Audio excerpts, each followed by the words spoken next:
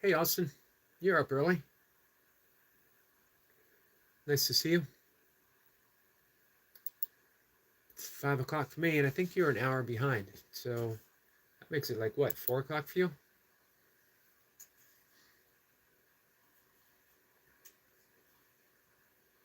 Hey, Sniper. Sniper says Grand Risings, Eric, and greetings again to Austin. Nice to see you guys.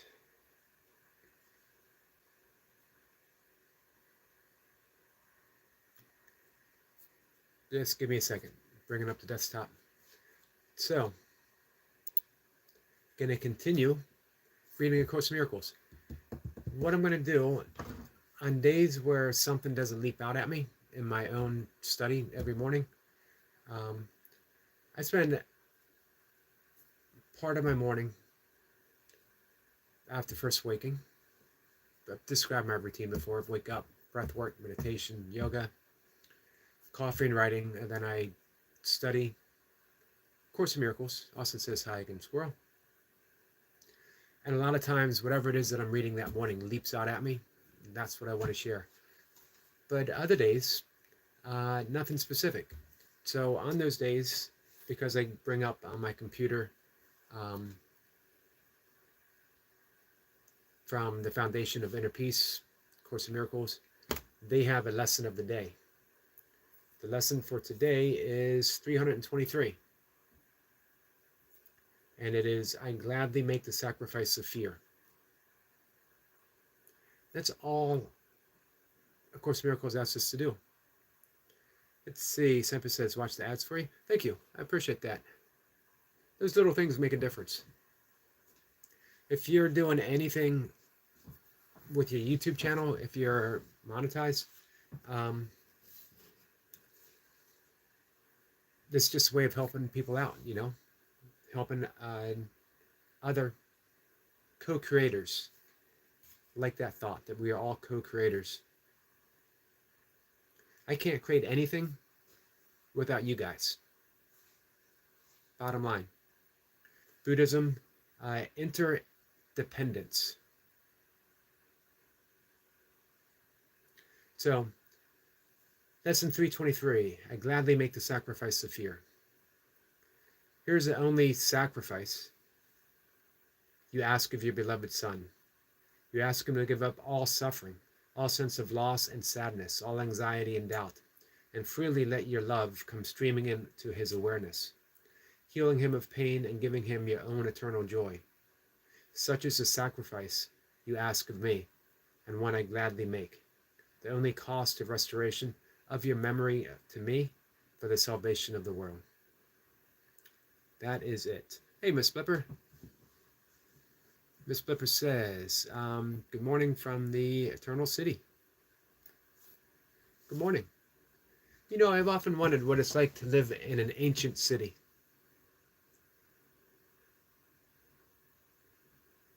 Where the past and the present are so intricately and intimately entwined.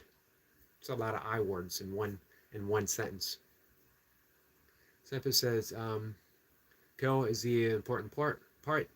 Can become humble without peers. Nicely said.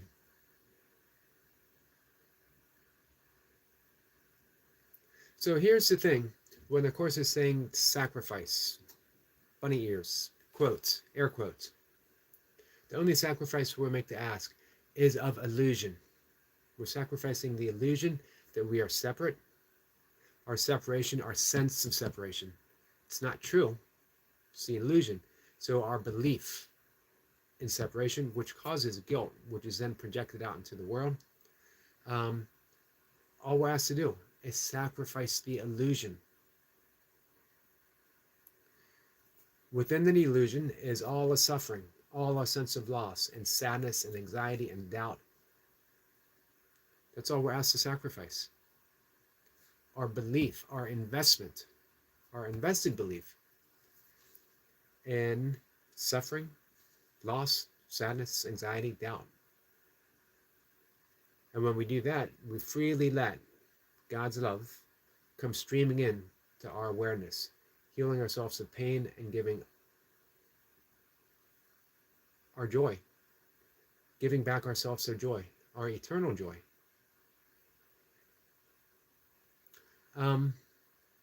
But you know what? That can be a tall order because, again, when we are heavily invested that there's an outside world that is causing us harm, life would only be better if the world cooperated with us. So we're asking an illusion to cooperate with reality. Can't be done. And we don't want it to be done because that would bring our world, who we truly are, into the illusion, making it unreal. What we want to do is see through the illusion. That's it. See through.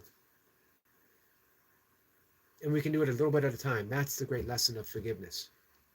That every opportunity of forgiveness means we need to surrender the egoic concept that someone needs to be forgiven.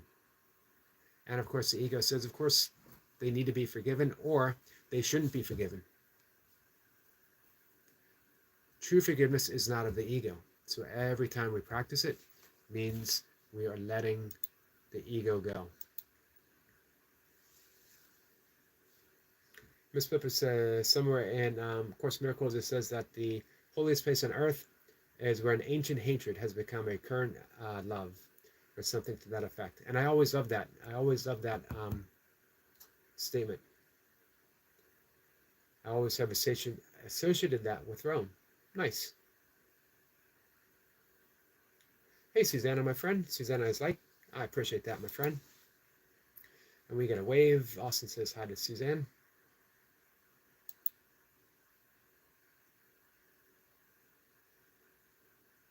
That's a great way of thinking of where you're located.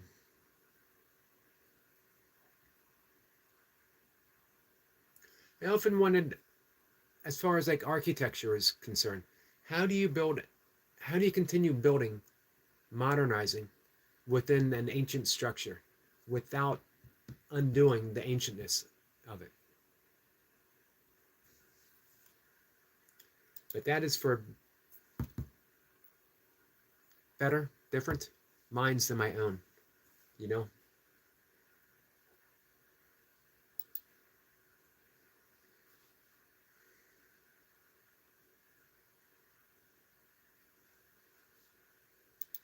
So, again, that was lesson 323. And I'm just going by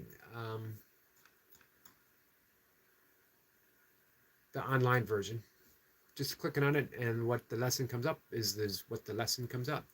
Hey, Sabine. Sabine says, good morning, Yogi. Eric. Good morning, Sabine, my friend. How are you?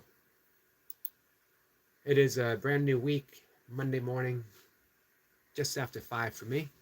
A little later in Switzerland, and I think probably the same time, Switzerland and Rome, right?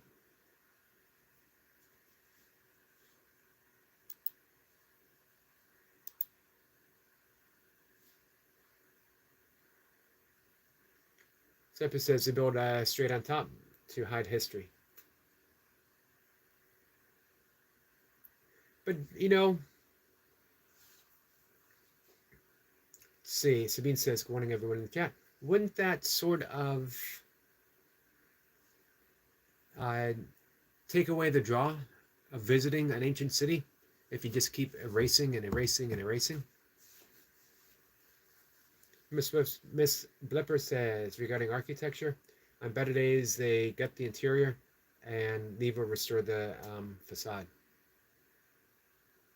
Okay. It's 11:08 a.m. What time is it for you, Miss Flipper?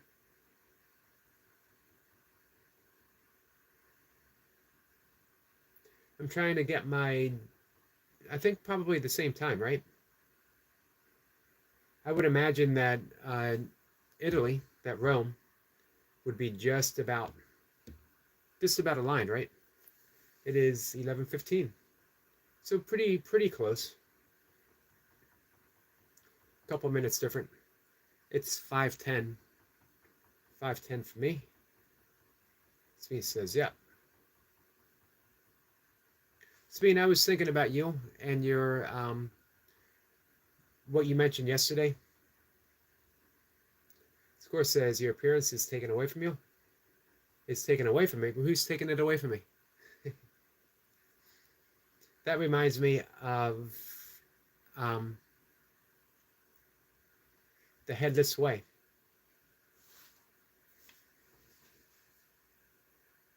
a practice of non-duality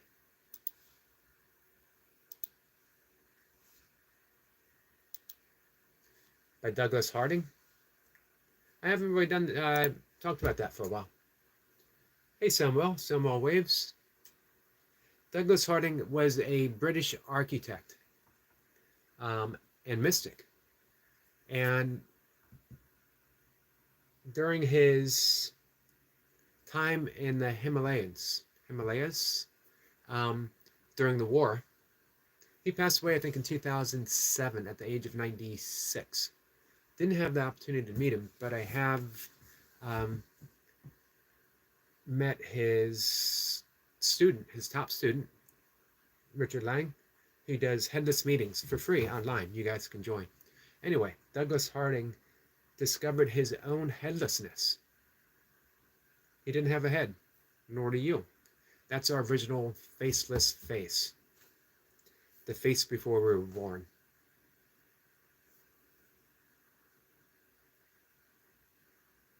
Samuel says, hi friends. How you doing today, Samuel? Let's see. Sniper says, it's only ancient for those who have the eyes and love for history. Yeah, it's sadly so.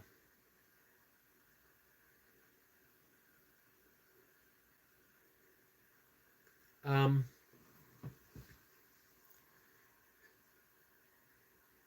after Douglas Harding discovered his own headlessness, which is our capacity, our innate awareness, who we are, he came up with very ingenious methods of pointing it out to other people, that we are all headless. We've never seen our heads. We've never seen our face, ever.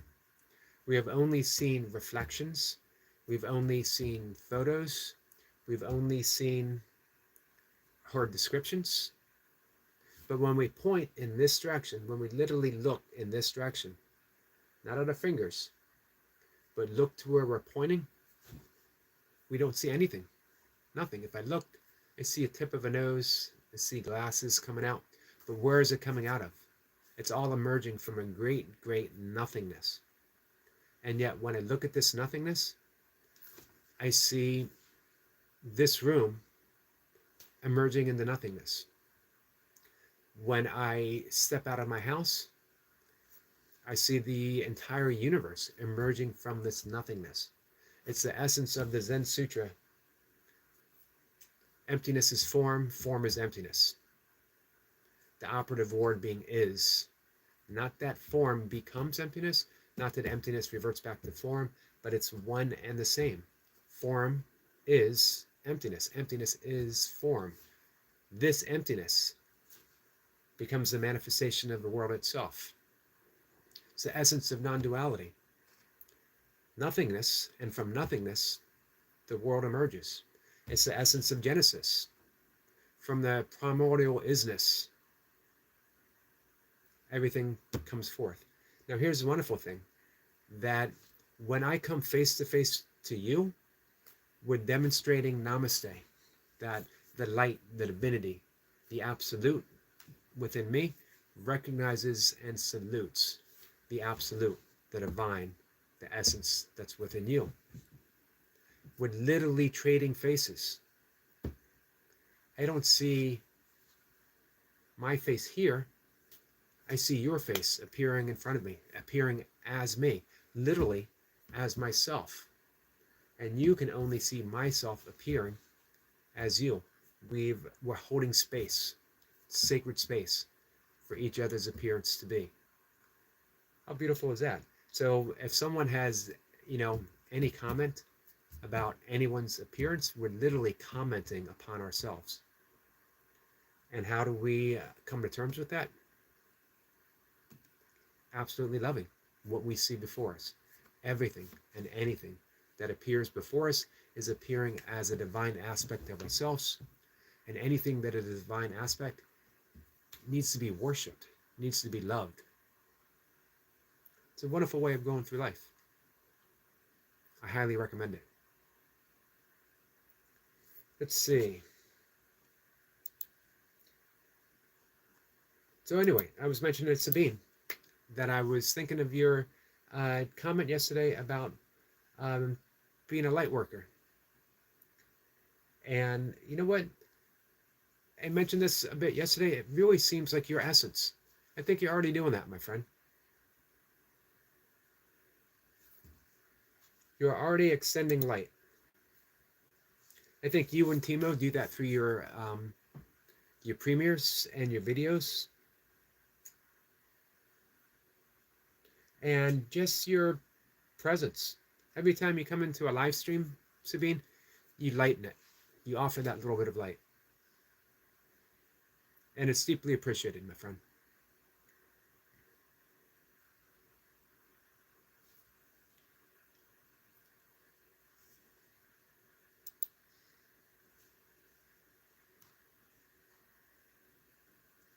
So in just a few minutes, I'll head out and take a walk.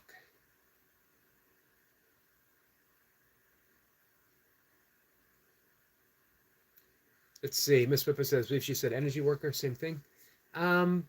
Yes, pretty much. Energy, light, way of working with someone's energy and our own energy to help heal. Of course, it's only energy, one thing. You know what I mean? Singular. My energy is not different than yours. However, how I express that energy can seem to be different than yours. I might be expressing it in a lower vibrational quality because of the thoughts that I'm entertaining, while Sabine might be expressing it in a higher vibrational quality because of the light that she experiences. And through that, she can extend it to me to help lift me.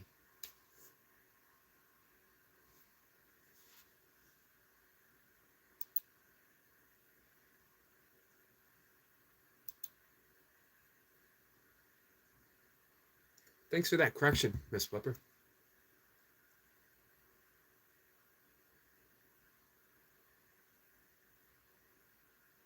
Now, of course, we could also put massage therapist as an energy worker, anyone who teaches yoga, anyone who teaches qigong, tai chi.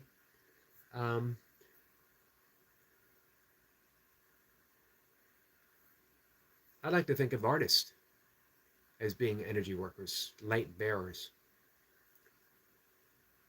Let's see. Hey, Ian. Ian says, hi, Eric. Good evening. I think Alan Watts' DNA seeped into me. I've been giving a few proverbial wisdom. I've been giving a few proverbial wisdom. That's awesome. I have no doubt that it has.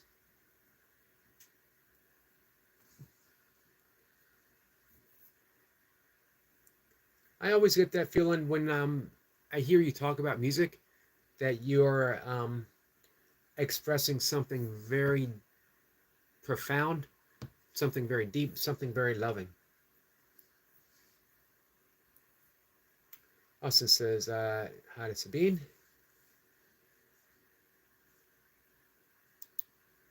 And says hi to everyone. By the way, our friend Austin is celebrating 701. That's one more than when we left yesterday. 701 subscribers, guys. That's pretty awesome.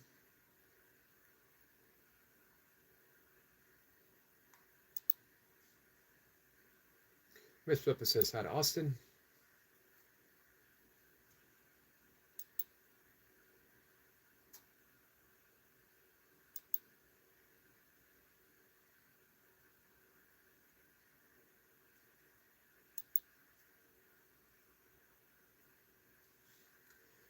So, I appreciate you guys spending some time with me this morning, whatever the time is for you. For Ian, It's actually tomorrow. Our friend Ian is in Australia. Other side of the world. And yet, as Squirrel Sniper says, under the same skies. Other side of the world, but still one world.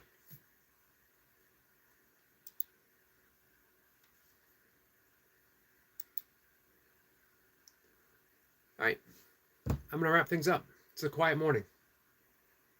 Some 5 a.m. readings are more active. Others, quiet. I like them both. I like them both ways. I deeply appreciate the quiet, actually. With that, I'm going to head out. Guys, I'll see everyone in the afternoon. I'll be back 1 o'clock. Come on by. Hang out if you get the opportunity. And again in the evening. So, oh, you know what? I might have it in my mind. I might be doing a live stream in just about 3 hours. My workout. I don't often do my workout live streams, maybe once a week, but I'm doing a Duncan Walsh Fitness Motivation. He's a friend of ours, a friend of the channel. Has a wonderful channel. Highly recommend Duncan Walsh Fitness Motivation. I'm doing a kettlebell inspired workout from him. Duncan Walsh inspired workout. So I might do it a live stream. We'll see. Ian says, take care. You too, my friend. Thanks, guys. I'll see y'all later.